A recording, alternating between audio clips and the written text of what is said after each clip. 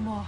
Hemmetin laitella. Mitä hittoa sä hiippailet täällä pihalla kommandopipo päässä? Oot sä menettänyt lopukin järkes?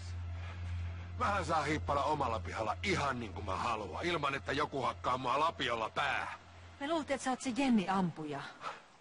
No Lasse ei tässä saa pelätä eikä mitään ampujaa. Sähän olit vähällä tappaa mut.